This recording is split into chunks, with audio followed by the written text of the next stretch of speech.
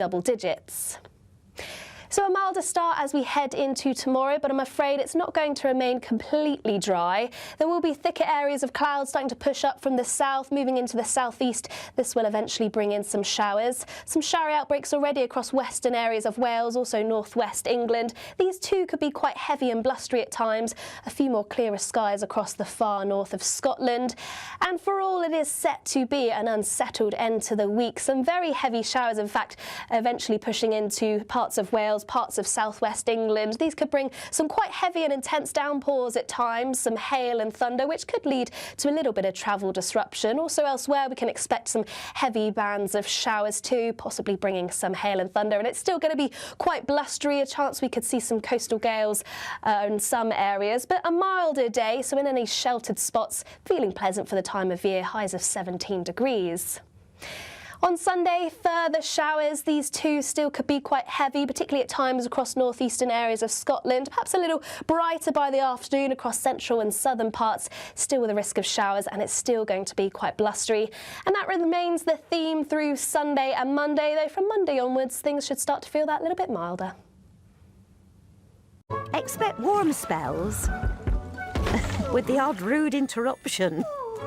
Box Boilers sponsors the weather on GB News. Thank you, Britain, for making us the fastest growing news website in the UK. We're truly humbled, and we couldn't have done it without you.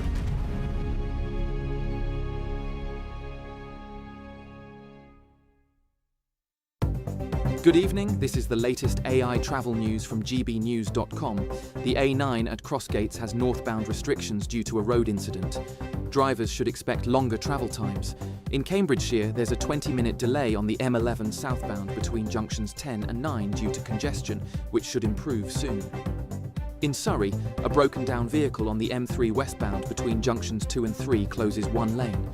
Warrington faces a 50-minute delay on the M6 southbound between junctions 23 and 21. And on the trains, the Gatwick Express is not running between London Victoria and Brighton, and London Overground trains are suspended between Gospel Oak and Barking Riverside. For more travel news, go to gbnews.com. It's the final week to see how you can become our biggest winner this year. First, you could be driving away with this brand new Benamar Primera motorhome. This luxury vehicle comfortably sleeps 4, has its own fitted kitchen and bathroom areas, and comes complete with fitted awning and bicycle rack. And that's not all, as we'll also give you a whopping £30,000 in tax-free cash to spend however you like. For another chance to win, text WIN to 63225. One entry costs £2.50 plus one standard network rate message, or text BONUS to 63225. 5 entries cost £5 plus one standard network rate message. Go to gbnews.com/win. Entries start at £2.50. Call 0903 686 3232. Calls cost £2.50 plus your network access charge. Or post your name and number to GB16 PO Box 8690 Derby DE1 9TT. UK only. Entrance must be 18 or over. Lines close at 4 p.m. on the 31st of October. Please check the closing time if listening or watching on demand.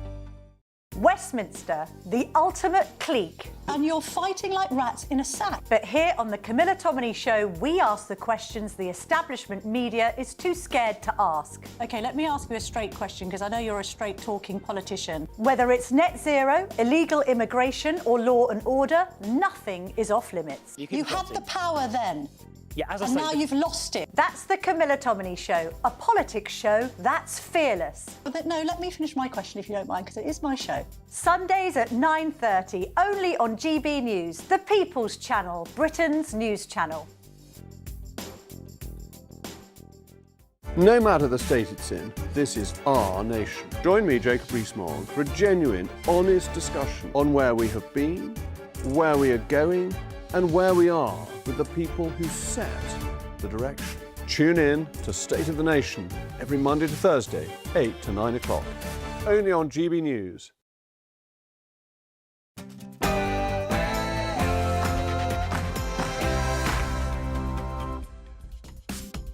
Well, good evening. Do you know, not a day goes by when we don't see a story about somebody who's come into the country either in the back of a lorry or on a boat committing some heinous crime, be it sexual assault, be it rape, be it murder. And I just wonder, When is enough enough? And we're going to have today with us in the studio an independent counsellor from Epping, which of course has been right at the centre of all of this, not just the sexual assault of a 14-year-old girl, but of course Kabatu then being accidentally released from prison. I'm also going to talk tonight about net zero. Really interesting that Bill Gates, of all people today, has said that global warming is not going to mean the end of the world, and what we simply need to do is adjust and adapt to it. And I just wonder whether perhaps we're beginning to change our thoughts as a nation, as a Western world, on not just on net zero, but actually on what we're doing in the name of net zero, because I've always thought that it's making us much, much poorer. Now, joining me on the panel tonight, along with the independent counsellor from Epping, I'm going to have John McTernan, former Tony Blair advisor, and we've got a newbie. I've got a newbie on tonight. Well, he's not that new, really, but Michael Gove, or as I may now have to call him, my noble Lord Gove, will be on the panel this evening. He's going to stay for the last bit. I'm going to do a Talking Pints with Michael about his life, his ups and downs, his reputation in politics for being treacherous. Aren't they awful to you, Michael, sometimes? and you know, it's going to be a great chat. So stay with us for the hour. But before all of that, let's go to the news with Sam Francis.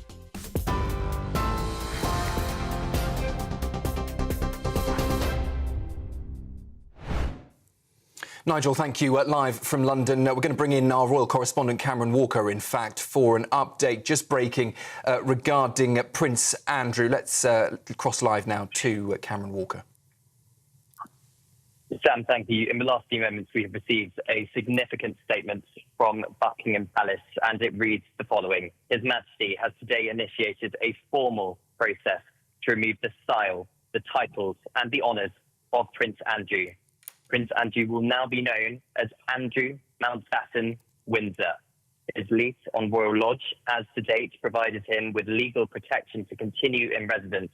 Formal notice has now been served to surrender the lease, and he will move to alternative private accommodation.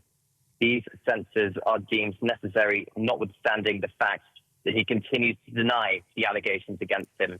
Their Majesties wish to make clear that their thoughts and utmost sympathies have been and will remain with the victims and survivors of any and all forms of abuse. There we have it from His Majesty the King. His brother is no longer Prince Andrew, but simply Andrew Mountbatten Windsor. Now, I understand the removal process applies to the Prince's titles of Prince, of Duke of York, of Earl of Inverness, of Baron Killyleagh, and the style even of His Royal Highness in a formal process of removing it. The honours affected are Prince Andrew's Order of the Garter and Knight Grand Cross of the Victorian Order. Of course, we understand that this is clearly incredibly significant. This is the King having a formal process, initiating a formal process to remove the title of Prince, presumably via a letters patent. His daughters, Princess Beatrice and Eugenie, Her Royal Highness Princess Beatrice and Her Royal Highness Princess Eugenie, retain their titles in line with King George V's letters patent of 1917. Now, we understand that this has happened because while Prince Andrew has continued to deny the accusations against him, it's clear that there have been serious lapses of judgment, royal sources have told me. I understand that His Majesty acted swiftly following these recent developments. Of course, we have Virginia Giuffre's memoir that has now been published, alleging that Prince Andrew had sex with a 17-year-old Virginia Giuffre on 3 separate occasions, allegations that Prince Andrew has always denied. His brother, the King, Prince Andrew even, has relinquished the use of his titles and honours in the most immediate effect. But of course, that wasn't a formal removal, and that is what the King is doing now. I think this is incredibly strong of King Charles. This is him really giving a hammer blow to his brother in the strongest possible terms. It's incredibly unprecedented for something like this to happen. I can't remember in living memory, really, that a prince title has been formally removed from a member of the royal family in well over 100 years. I understand that a long-term resolution is going to very much align with the issues that the King is going to very much relinquish the prince title with a letters patent. So, Sam, this is an incredibly significant move from the King. Prince Andrew is no longer Prince Andrew. He's simply going to be known as Andrew Mountbatten Windsor, following the controversies surrounding his friendship with Jeffrey Epstein and the allegations of sexual assault of a 17-year-old girl, which he denies. Cameron, indeed, major news tonight. His Majesty moving to strip Prince Andrew of his remaining titles and honours. Just give us your quick insight on what you think the mood would be inside the palace now that news has come about, and just how the public may react. Well, we've seen, haven't we, Sam, from recent YouGov polling, that the public are incredibly annoyed with Prince Andrew. I think the latest one from YouGov today was 91% of the British public have an unfavourable view. I keep calling him Prince Andrew. Of course, it's no longer his name. It is simply Andrew Mountbatten Windsor. This was clearly a long time coming, I think. It was beginning to become more than a scandal just about Andrew. It was becoming a scandal that would potentially engulf the entire royal family, especially when a parliamentary subcommittee was starting to probe into his lease with the Crown Estate and what kind of Pandora's box that would then, of course, open. The Duke of York is a peerage, we understand, of course, to remove the Duke of York's title formally of Parliament. But that formal process of removing the Duke of York from the peerage role will ensure that the title cannot be used officially, and that is what the King has decided to enact. The King doesn't want to take up parliamentary time, so preventing Parliament from focusing on urgent issues. So the King is doing all he can with his own royal prerogative. So the King isn't instructing Parliament to create an Act of Parliament, which clearly is going to take away parliamentary time. The King is doing this with the powers he has as head of state and as monarch via a letter patent and without taking up parliamentary time. I understand that the King has initiated this process, so it is the King doing this, but Andrew has not objected, his brother has not objected, and this is happening with immediate effect. So Prince Andrew, no longer Prince Andrew, it is Andrew Mountbatten Windsor. And do we know why the King has decided to take action now after, I suppose, such a long period of relative quiet from the palace? Well, I think it's just because, really, Sam, it's been on the front pages of every newspaper for the last week. Of course, earlier this week, the King was heckled in Lichfield outside the cathedral with a campaigner asking, a Republic campaigner asking how much he knew about Prince Andrew's links with convicted paedophile Jeffrey Epstein. And I think, from speaking to sources close to Prince William, they're increasingly concerned and annoyed that Prince Andrew continues to dominate the front pages and all the rest of it. They certainly would not want this whole Prince Andrew saga to overshadow the Earthshot Prize, Prince William's Earthshot Prize, where he travels to Brazil this month. And because it was such a distraction, I think that's why the King has taken such drastic action. I understand this, of course, was done with the relevant government authorities being consulted. And the government has been clear, I understand, that constitutionally, His Majesty is allowed to take the action that he has, and the government, I understand, supports the decision of His Majesty the King when it comes to Prince Andrew. Cameron, thank you very much for that update there. Cameron Walker, our royal correspondent, with that latest breaking news, the decision from His Majesty the King to move and strip Andrew of his remaining titles and honours. We will, of course, keep you updated with more reaction from the palace and indeed beyond. Now, though, let's take you back to Nigel. Tune into GB News Radio wherever you are, online, on DAB digital radio, on TuneIn, on Radio Player and on your smart speaker. Just say, play GB News.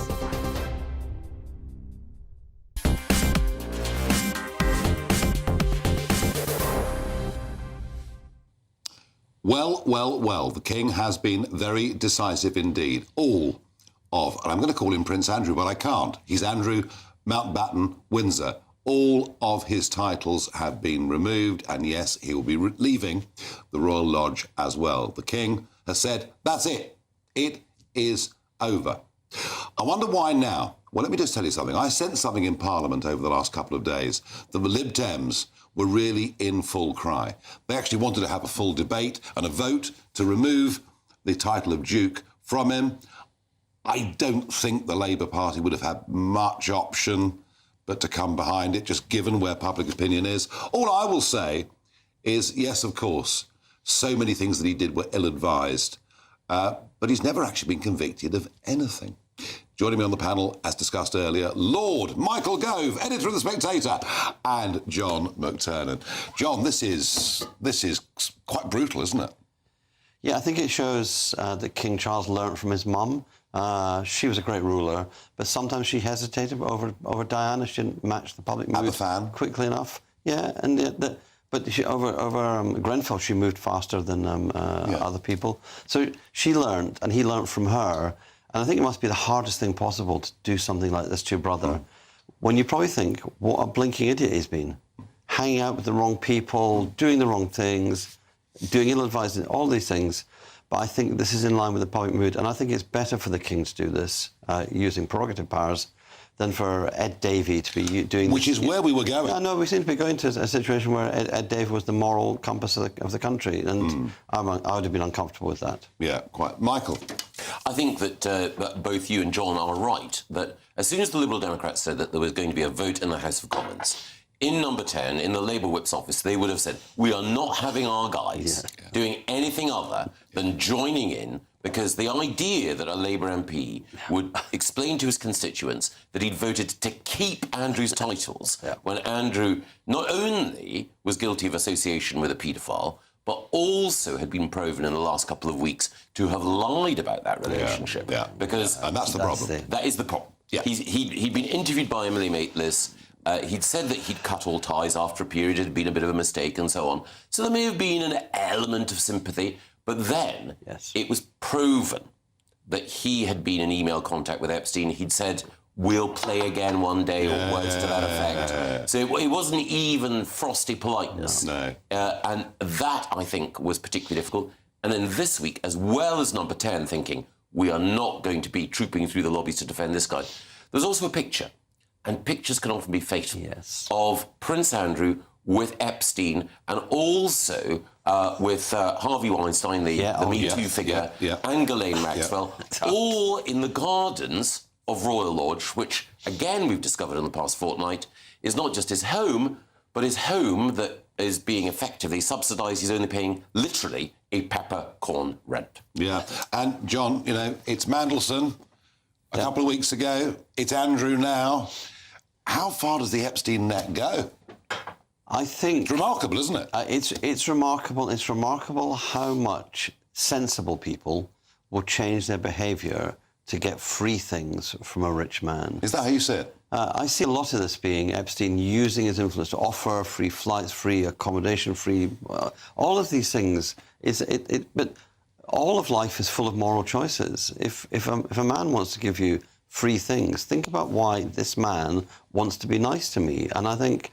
I know people who've turned down all kinds of things from Epstein in the past because they know there's something dodgy about him. And we all know this. There are people in life who try to be close to you, but you should have nothing to do with them. And I just think on these issues you have to move quickly. And I do think... It certainly has tonight. I'm joined down the line by Charlotte Griffiths, editor-in-large of The Mail on Sunday. Charlotte, good evening. Good evening. Good evening. Does this come as any surprise to you at all, or is this what the King absolutely had to do? Do you know, it is what the King absolutely had to do, but I am a bit surprised. I'm surprised by the Prince title being removed. I remember being on GBNews a couple of weeks ago and I was thinking, I wonder if they'll change it to Windsor or Mountbatten. Well, it's both. It's both Windsor and Mountbatten. But I have to say, I just didn't really think that they'd do both at the same time. I thought the Royal Lodge thing would eventually happen because there's been such pressure going on week after week to strip him of Royal Lodge. But to then take away the Prince title, I wasn't really expecting that, and certainly not a double blow at the same time. But I think what's happened is this has gone on now for week after week after week, if not year after year. But on every day is another headline. He had to be so utterly decisive and to really draw a line. Otherwise, I can see headlines continuing for another 3 or 4 weeks or months. So I think he tried to do everything he could in one fell swoop.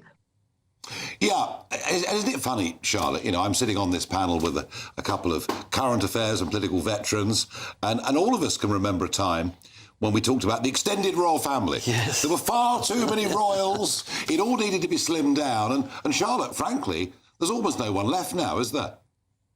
There isn't anyone left. I was thinking about it today. I don't think there's any working members of the royal family under 60 other than the Wales family. I think, you know, when you discount William and Kate, there's a big jump. They're all a lot older. We haven't got any kind of new and exciting young ones. But I actually think that this is a good thing because, and I think this is what Prince William will do when he's eventually king, is the more you have, of course, the more likely it is you'll have a black sheep, you'll have an Andrew or a Harry. So if you keep it to just the bare minimum royals, A, it's less expensive. You don't have to give out these houses. You don't have taxpayers complaining about peppercorn rents.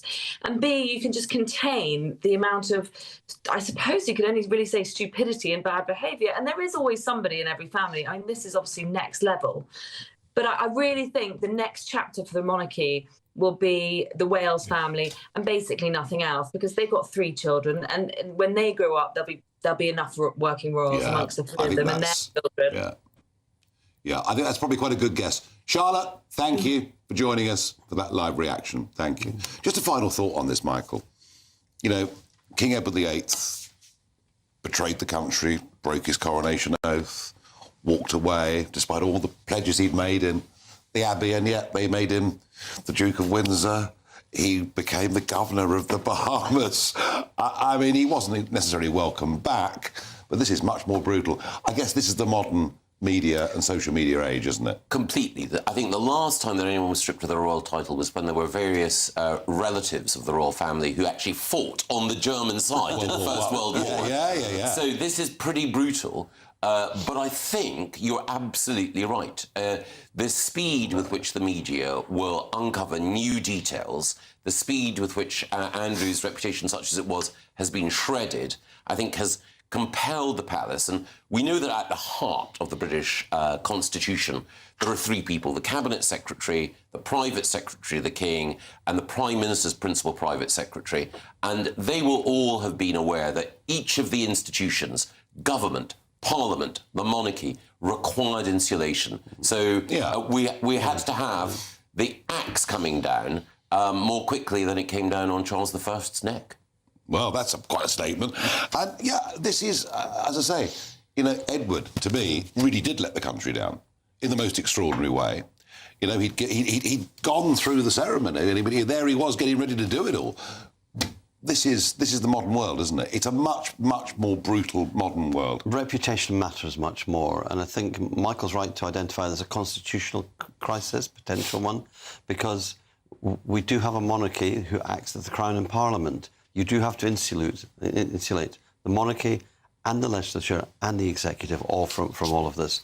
And I think, but things move fast, and Michael knows, Labour Party, Labour government knows. If you don't stop a story in its tracks, it will stop you.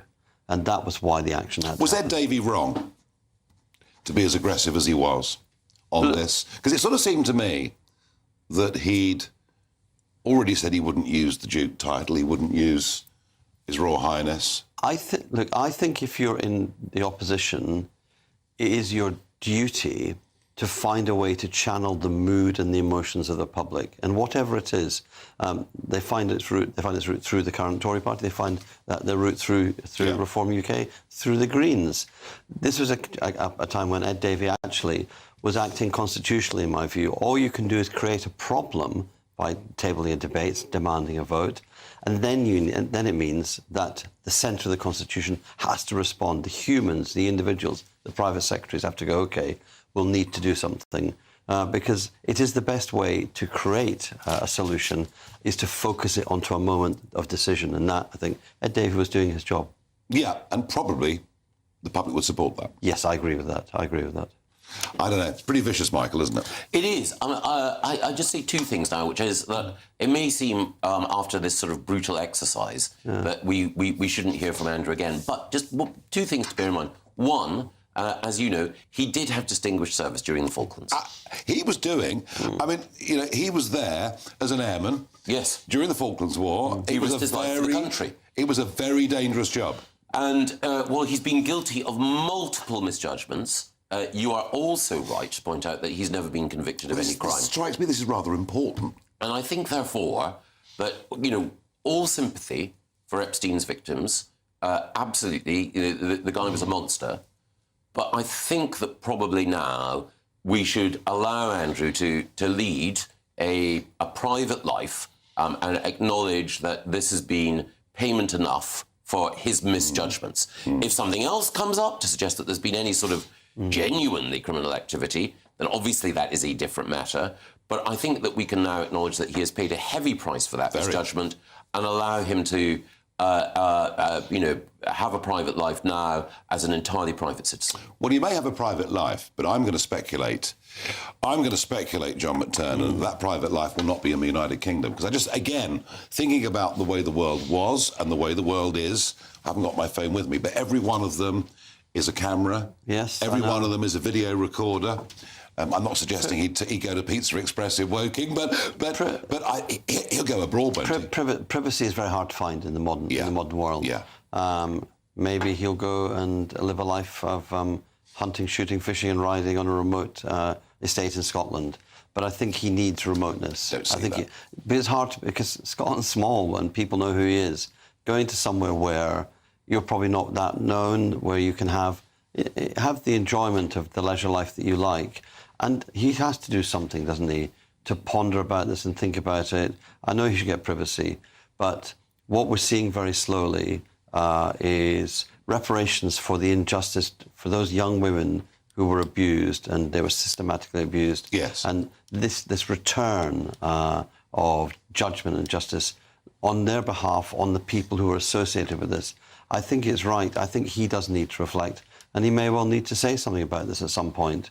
But you're probably right that it's probably a large estate in Hungary. It's probably better for him than a large estate. Well, I'd have thought Middle East, Michael. Yeah. I'd have thought he's off to Abu Dhabi, Dubai. Well, it is the case that it's been reported that the royal family in the United Arab Emirates do have somewhere which would be an appropriate sort of base for Andrew. And it has been the case that Gulf royal families and our own royal family have, on a number of levels, cooperated, including on things like some of the export work that Andrew did in the past and supporting the British armaments industry. So there is a tie there, and I think you are right that somewhere like that would allow him to lead a life which is secluded and private with his remaining friends, rather than, as you and John have pointed out, having him, rather than being the hunter, being the hunted in Berkshire with everyone with a camera phone. Literally be impossible. Yes. I wonder, you made a comment there that was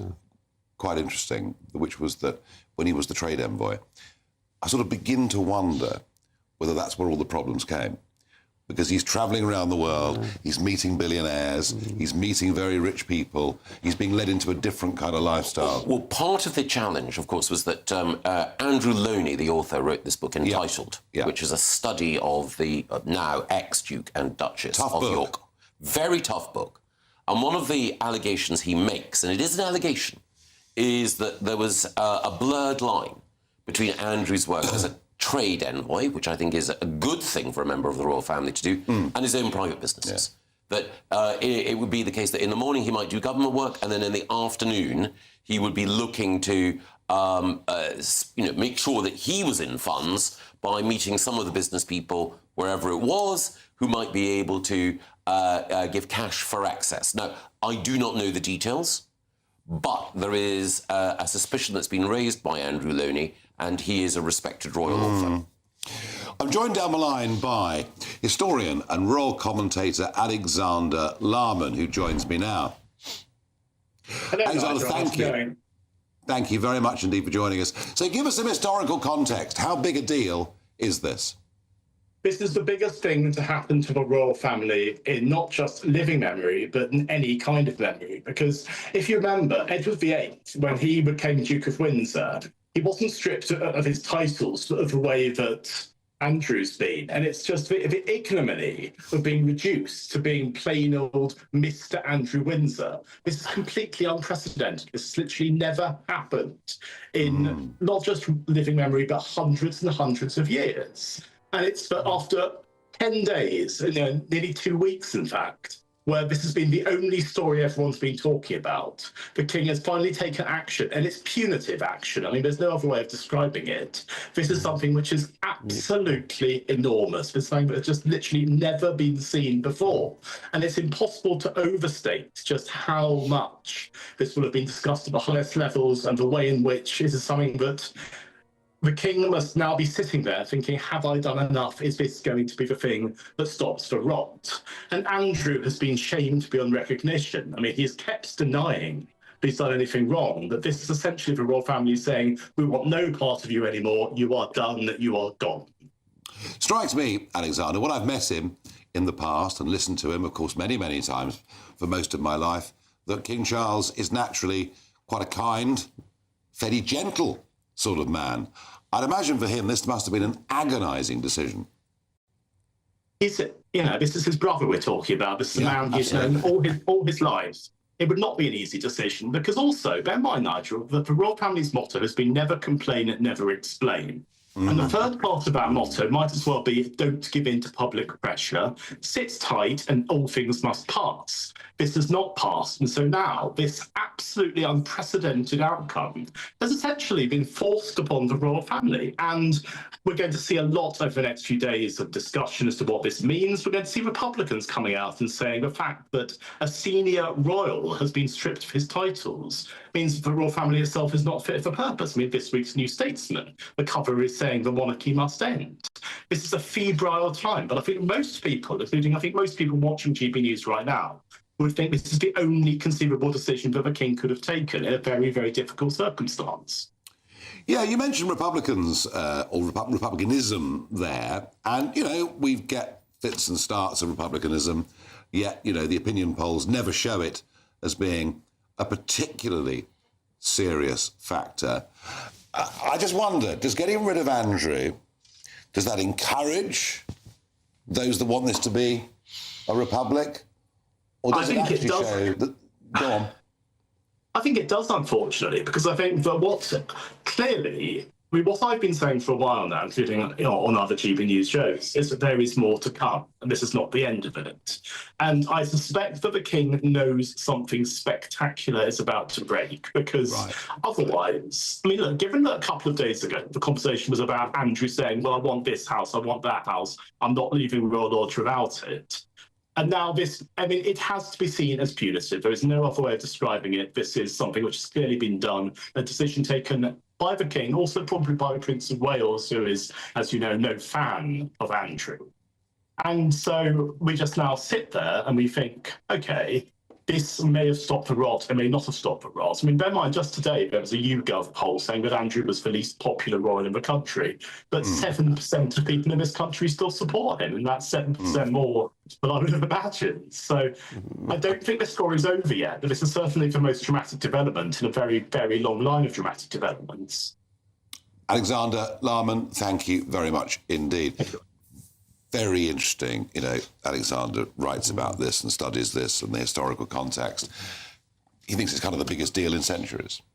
Well, having your he made a very strong point. Having your title stripped, massive. Michael referred to the situation before, extraordinary. You lose your title, you take arms against our country, you should lose your titles. It's in a context where there's a lot of political entrepreneurship at the moment. I think our politics is open, it's wide open, and in various ways people take issues. This is a gift for Zach Polanski and the Green Party. They're a party who are absolutely dedicated to be Republicans. He now has... How big a part of their platform is this? Or is it difficult to tell with the Greens? Because it's an emerging, changing platform. It's an emerging one, but it's like... But you know yourself, when you're a growing party, if you grab an opportunity to say, well, actually... We've been right for a long time. This now proves, and to take Alexander's point, has this stopped the rot? Maybe it has, maybe it hasn't. Or has there been another blow to the authority of the royal family? Not a blow to the monarch, not a blow to King Charles, not a blow to the constitutional position. But each time this happens, does it become a little less unthinkable that we might move to a world without a monarchy? I'm half thinking, Michael Gove, that this shows the king actually has the ability to be a strong, decisive leader. Precisely. I think it'll do the king good, actually. I think it will. I think John is right. There is a constituency out there, a Republican constituency, which isn't represented particularly in Parliament, and it will be the case that amongst, in crude terms, a subset of urban dwelling graduates. Yeah. That there will be a fashionable attachment to republicanism. We've seen republicanism, though, in the past. Yeah. We saw it even in the reign of Queen Victoria. Yeah. We saw it also after the Queen's own Annus Horribilis in the 1990s. And the royal family have proven that they can adapt and change. Yeah. And I think you are right that Charles will have recognised that however long he reigns, and I hope that it's many, many years to come, part of his responsibility is to ensure that the institutional monarchy, when William ascends the throne, has had the barnacles swept off the boat, as it were. Yeah, no, I agree with that. And actually, I have to say, the more I think about this over the course of the last half an hour, the more I think the king has done. I think he had little choice, but I think he's done it actually rather well. Yes, is my view. He's surprised us. No, he has. I think, you know. No, he has. He's made the news, not been chased by it. No, and that's a good way to operate. Let's go back to Sam Francis for a news update.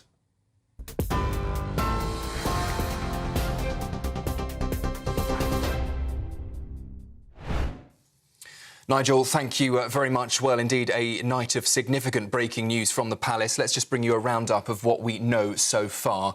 Prince Andrew has been stripped of his royal title and ordered to leave his Windsor home, that is Royal Lodge, after His Majesty the King initiated a formal process to remove the style, the titles and honours of his younger brother. I can bring you the statement from Buckingham Palace in full, confirming, and I quote, "His Majesty has today initiated a formal process to remove the style, titles and honours of Prince Andrew. He will now be known as Andrew Mountbatten Windsor."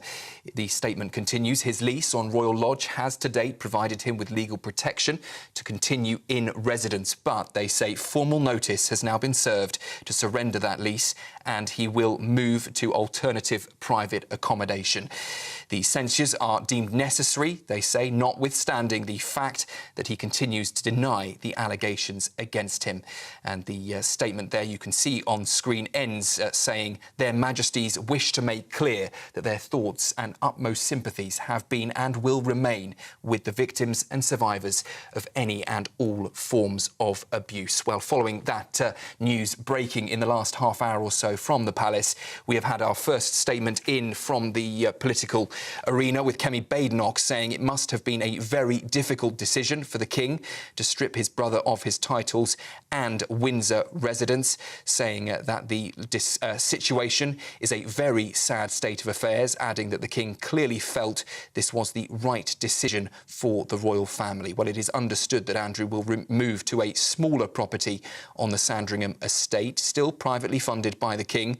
That comes weeks after Andrew also gave up his Duke of York title following the renewed questions around his private life. We do know, though, despite Andrew losing his titles, his daughters, Princess Eugenie and Princess Beatrice, will retain their titles as they are still deemed daughters of the son of a sovereign. So that breaking news just developing that Prince Andrew is to lose his prince title and leave his Windsor Mansion Royal Lodge. We will keep across any developments and reaction as it comes to us here in the newsroom. But for now, we can take you back to Westminster and to Nigel.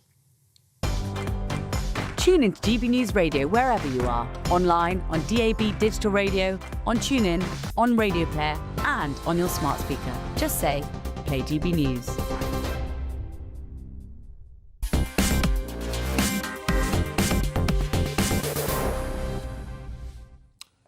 I am joined down the line by editor of Majesty Magazine and friend of GB News, Ingrid Seward. Ingrid, the King has been decisive. He has done the right thing. That's my conclusion. What say you? I totally agree with you. I think he had to do this. He had to be seen to be showing a position of strength. I mean, he is our monarch. He's our head of state. And it was becoming farcical and deeply unpleasant, the witch hunt against Andrew, who, after all, is the king's brother. But the king couldn't be seen to be weak over this. And I think it's probably a little bit too late, but I think this has redeemed the situation, because I think people were waiting for something. I think perhaps they never thought it would be quite as strong as this. And Andrew having the name Mountbatten Windsor, well, actually, that was the name he was born with. He was the first of the Queen and Prince Philip's children to carry this name, because Prince Philip was Mountbatten and the Queen was Windsor, and it was the subject of very sort of tricky negotiations early in their marriage. So Andrew has always been Mountbatten Windsor, and I think removing the Prince title as well as his other titles was probably a very good thing for him, because it gives him a chance to start another life. Otherwise, he's going to always be Prince Andrew, and he's going to, I'm afraid, probably carry on being exactly the same way that he's always been. But being at Mr. Mountbatten Windsor will be a far better situation. Yeah. One of our fascinations with the royal family, and I get this not just here, but in America, you know, right up to the President of America, everyone's fascinated by what do the royal family really like as people? It's one of those debates we have in households. What do they really like as people? You know, and I made the point earlier, but you will know far more than me about this, that, you know, whenever I've met Charles or listened to Charles, you know, I might not agree with him on one or two issues. He might have a slightly more hysterical view of global warming than I do, or whatever it may be. It doesn't matter. But I've always found him unfailingly polite, to have a nice little sense of humour, and to be a very gentle man in every sense. This, for him, must have been a hell of a tough thing to do. I think it was a hell of a tough thing. One thing that all the members of the royal family are like, to answer your question, is they all have the most beautiful manners. And the Queen Mother once made a wonderful remark. Somebody asked her, I think it was actually Maya Farrow, the actress, what's the most important thing in a child's upbringing that you can do to help them? She said, teach them to have good manners. And all the royal family do, but apparently, except for one, and that is Andrew. And I think that was one of his big downfalls, is that he was incredibly rude and unpleasant to people. Ingrid, what happens next? Nothing? Is that it? I think that he'll probably go to Sandringham. I mean, the thought is he might stay at Wood Farm, which is where Prince Philip stayed until very, very near his death. That's a private house, a lovely farmhouse on the Sandringham estate, which the royals all use from time to time. They've all lived there. Or they might find somewhere else. There are a lot of houses on the Sandringham estate, and it doesn't have to be Wood Farm. It could be anywhere, but I think that's where he's going to be, and he can start his life anew. I mean, obviously, I think, and probably a lot of other people watching this will think, well, Andrew needs now to do something good to kind of at least satisfy people that he has, you know, the humanity that hasn't been obvious in the last months. Well, and I think in a way like John Profumo did, if he did some sterling charity work, it would be a help.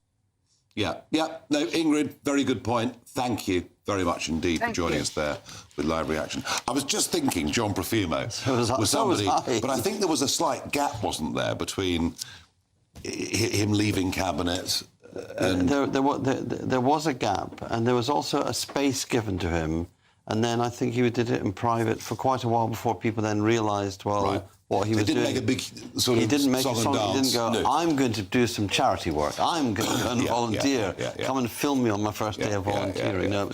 It goes to a word which we associate with the monarchy, isn't it? It goes to humility. And so some of the humility that the king has to show, and I think Ingrid touched on it, the king has a real sense of duty. I've seen him, I saw him in Samoa at the Commonwealth Heads of Government meeting, and the way in which he took seriously all his prime ministers who were there, the way in which he takes this, I think he must be taking this to heart, but this duty. So duty, humility, there's something in that. It doesn't seem to fit easily with the Andrew whose character we've seen. And maybe his friends and family know there's a side of him. We know the service he did in the armed forces. I think quiet is definitely right for him. Privacy is definitely right for him.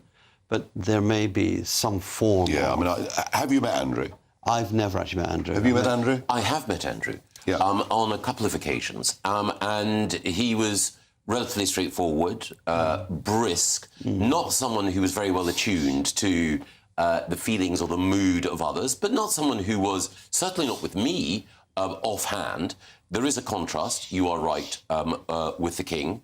During the time that I was in government, I had the chance to meet the King on several occasions, and indeed spent a day with him in the Lake District when I was Environment Secretary. I travelled up with him on the Royal Train, different carriages, obviously, but literally... How disappointing! But they do a very good breakfast on the Royal Train. But literally from breakfast until nightfall, the King was on duty throughout. And, you know, this was a man who was in his late 60s, early 70s, and he had a polite word and a genuine curiosity for everyone that he met. So, again, there is... I've seen the same with the Prince of Wales when talking to him about his interest in housing and helping the homeless. Both of them have a very well-developed sense of service. I think that the difference with Andrew is he, and this is often the case with the second in line to the throne, the person who is the spare rather than the heir, that they search for a purpose. Just to remind our audience, both on television and radio, that for quite a long period of time, he was actually second in line to the throne. Yes, and forgotten. His position and Harry's position, their personalities are very different. But what we've seen in both cases is the younger brother of the heir to the throne finding it very difficult to adjust. What's my place? Where do I fit in? What do I do? Now, we talked a little bit earlier about the role of Parliament in this, and the Lib Dems pushing and Labour clearly having not much choice but to go along with it. But constitutionally, Michael, you know, I mean, sort of, often we don't often think about it, but I mean, behind me here, you know, this is a royal palace. Right. It is the Palace of Westminster, and our constitution for 1688, it is the sovereign, the king, as it is now, in Parliament. I mean, we're guessing here, but you've served for many years at the highest level of government. How much interaction would the King have had with the Prime Minister and Number 10 over this? Well, the Prime Minister will have met the King last night. So it's generally the case every week when Parliament is sitting and when the King is in London. On the Wednesday? On the Wednesday afternoon. The Prime Minister of the day goes to see the monarch. Now, I don't know if the King has been in London this week or if he's been in Scotland, but the audience took place with Her Majesty the Queen, takes place with the King then. It takes anything from half an hour, 45 minutes to an hour, depending. One of the points that's always been made about Her late Majesty the Queen is that the accumulation of wisdom that she had from having seen so many prime ministers was a resource. And I remember from David Cameron through Theresa May to Boris and Rishi Sunak. Quite a long list, isn't it? Quite a long list. All of them remarking on how much the Queen knew him. It was literally her realm. I remember on one occasion when I was Lord Chancellor, I was there when the Queen was installing a new bishop, the new Bishop of St Edmundsbury, the bishop who basically covers Suffolk. There wasn't a single thing about what was going on in Suffolk that the Queen didn't know in that conversation. And I've been struck by the fact that the King does his homework in incredible detail about the issues that are likely to come up. And, you know, that, of course, the role of the monarch is to encourage, warn and advise. So the monarch is there. That conversation never leaks. The Prime Minister can confide in the monarch in a way that he or she can in nobody else. Warn, the monarch will have seen, and the Prince of Wales, before he became king, will have seen all sorts of situations and crises, so they can offer a little bit of advice there as well. So it's a critical role. But related to that, the point you make about the Crown and Parliament is when we have the big decisions, peace or war, then it is the case that what's called the royal prerogative is exercised. That doesn't mean, obviously, that the King or Queen is involved, but what it does mean is that whoever is Prime Minister, and it may be you in a few years' time, Nigel, sometimes has to take a decision without having to consult Parliament. You're accountable to Parliament afterwards, but the principle is that there is an executive role that the Prime Minister as the monarch's principal political advisor and the head of the government, has to take. And they can be the biggest decisions. Absolutely. To do with peace, war. War, exactly. And again, the whole point about the British Constitution is that it's been built up over years on precedent, and it's uniquely flexible. So some people say, well, why can't we have a written constitution like the United States or like European countries? They have their merits. But the chief advantage of our constitution is that we know broadly that whoever is exercising authority as Prime Minister, they're ultimately answerable to Parliament, but when there are crises which involve committing troops or dealing with the threat to the life of the nation, then the Prime Minister should have that freedom of manoeuvre. They're the executive. Interesting, very interesting.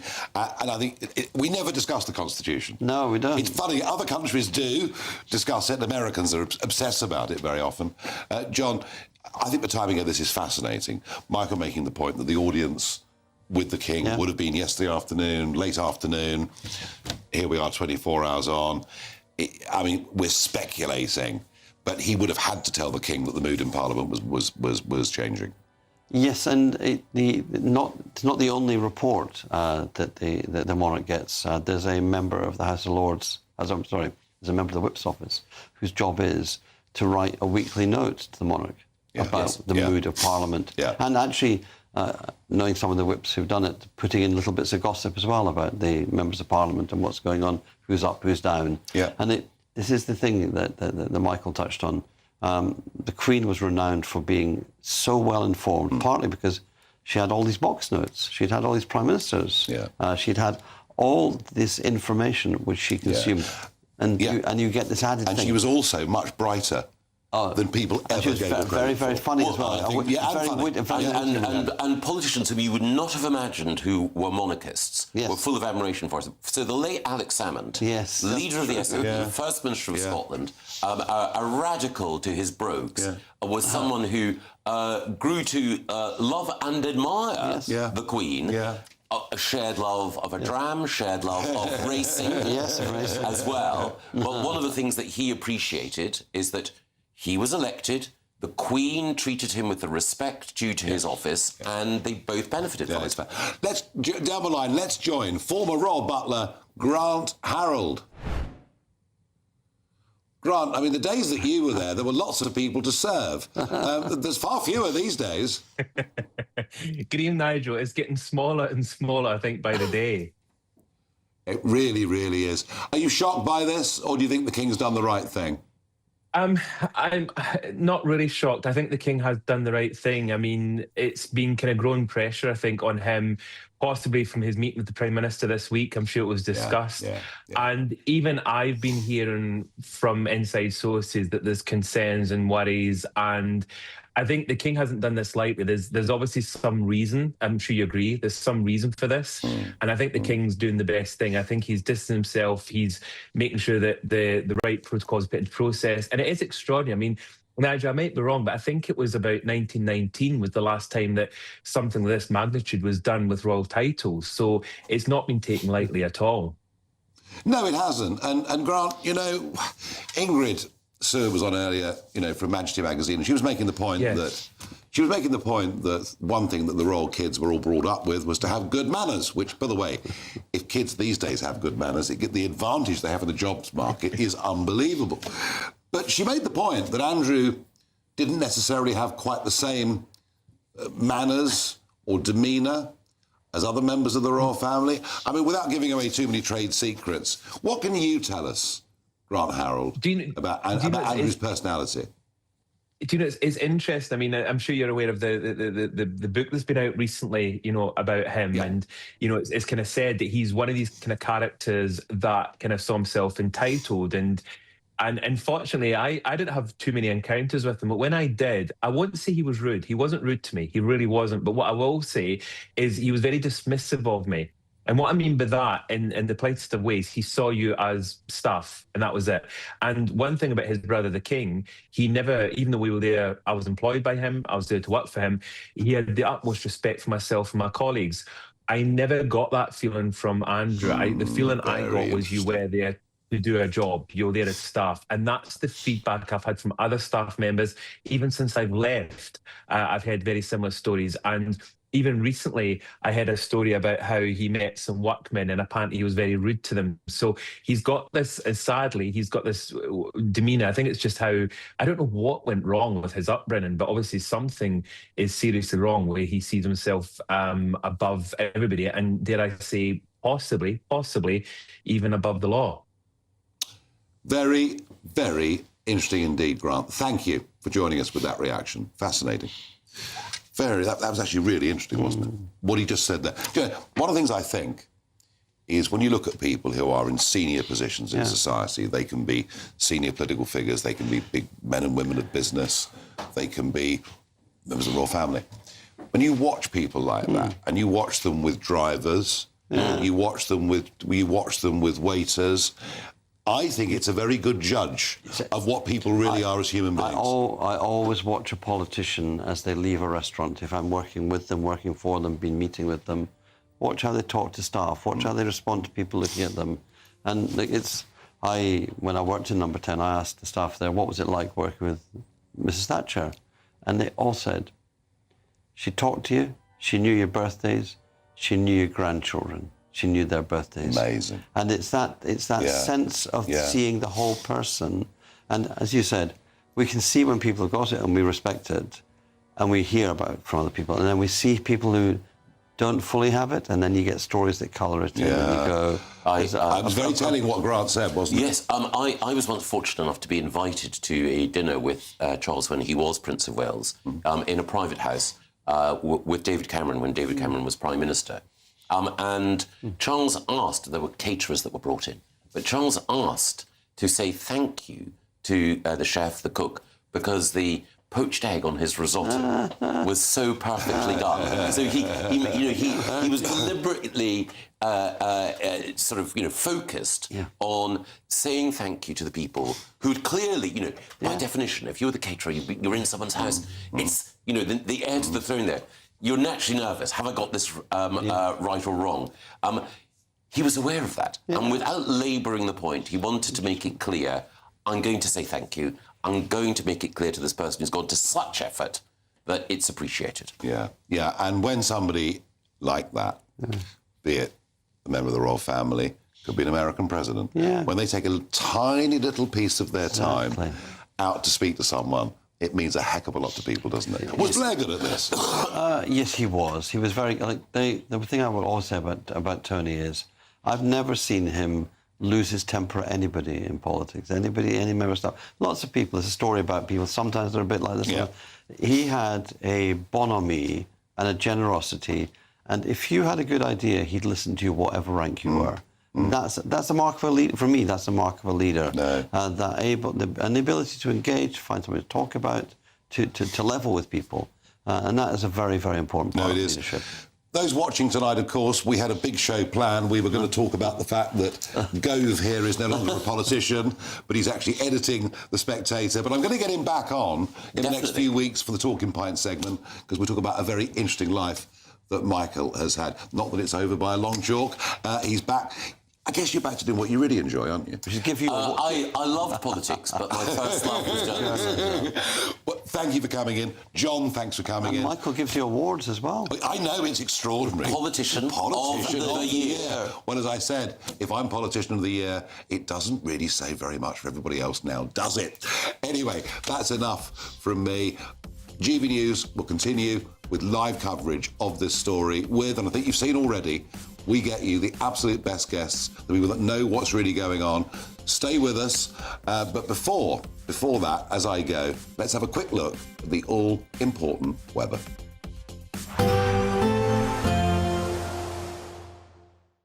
Expect warm spells with the odd rude interruption. Box Boiler sponsors the weather on GB News. Hello there, good evening. Welcome to your GB News weather update from the Met Office.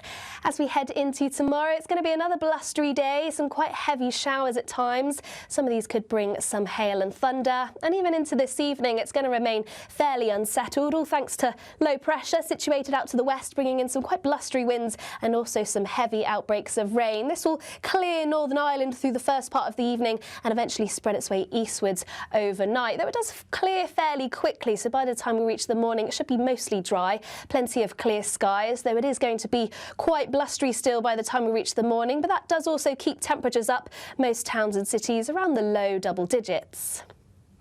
So a milder start as we head into tomorrow, but I'm afraid it's not going to remain completely dry. There will be thicker areas of clouds starting to push up from the south, moving into the southeast. This will eventually bring in some showers. Some showery outbreaks already across western areas of Wales, also northwest England. These too could be quite heavy and blustery at times. A few more clearer skies across the far north of Scotland.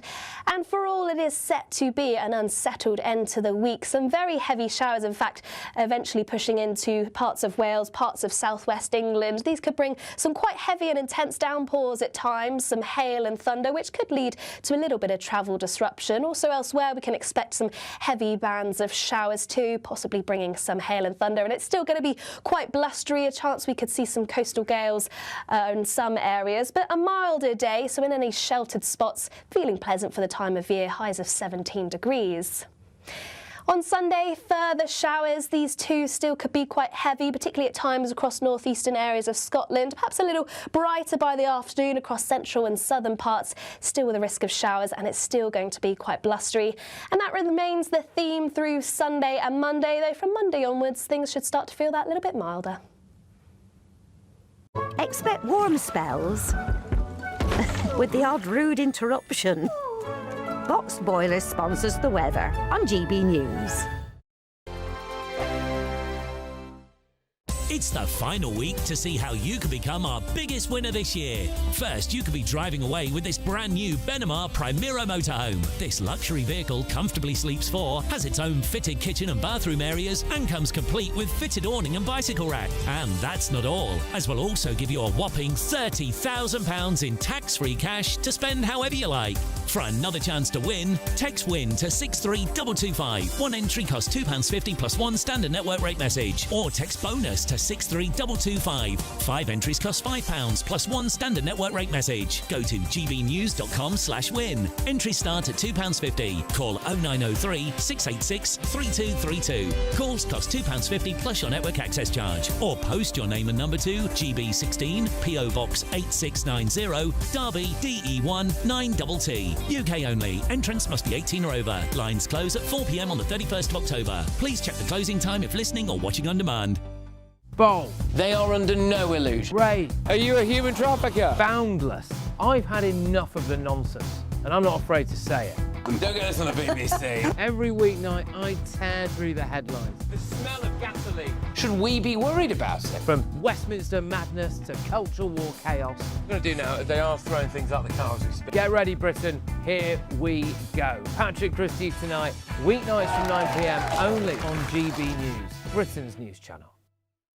Hi, I'm Michelle Dewberry, and my show is your opportunity to cut through all the noise and dive in headfirst to some robust debates. Ideas clash. Situation, isn't it? No, because the failure is you're deliberately avoiding my point. Nothing's held back. And if you think this is the end of it, wait for more. And we do not shy away from the difficult stuff. Sometimes I want to shake people and say, if only you understood. So join me on Jubes & Co weeknights at 6 p.m, only on GB News, Britain's news channel.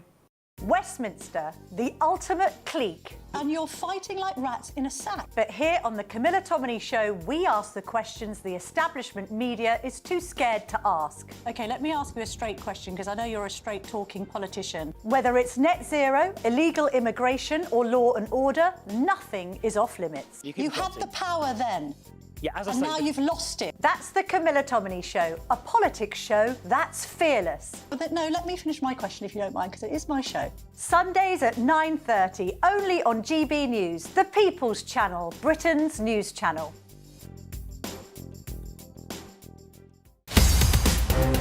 In the GB newsroom, we bring you the news as it happens. With our team of dedicated journalists across the UK, we're ready to keep you up to date with what's happening every half an hour, every single day. bulletins here on GB News, the People's Channel, Britain's news channel.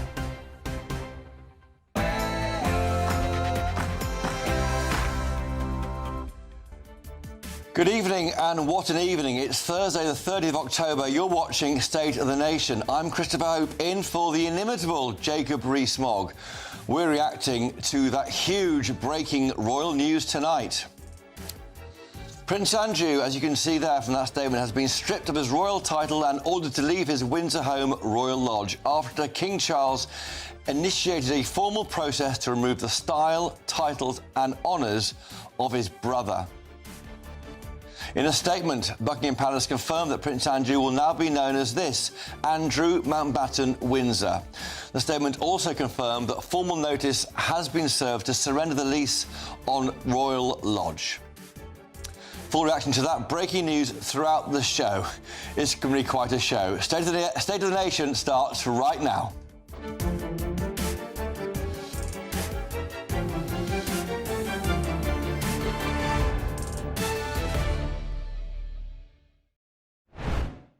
OK, first things first, let's bring you the reminder of the full statement from Buckingham Palace that's been released this evening. Here it is. His Majesty has today initiated a formal process to remove the style, titles and honours of Prince Andrew. Prince Andrew will now be known as Andrew Mountbatten Windsor. His lease on Royal Lodge has to date provided him with legal protection to continue in residence. Formal notice has now been served to surrender the lease, and he will move to alternative private accommodation. These censures are deemed necessary to notwithstanding the fact that he continues to deny the allegations against him. Their Majesties wish to make clear that their thoughts and utmost sympathies have been and will remain with the victims and survivors of any and all forms of abuse. Joining me now in GB News' Westminster studio is royal biographer Tom Bower and my panel, senior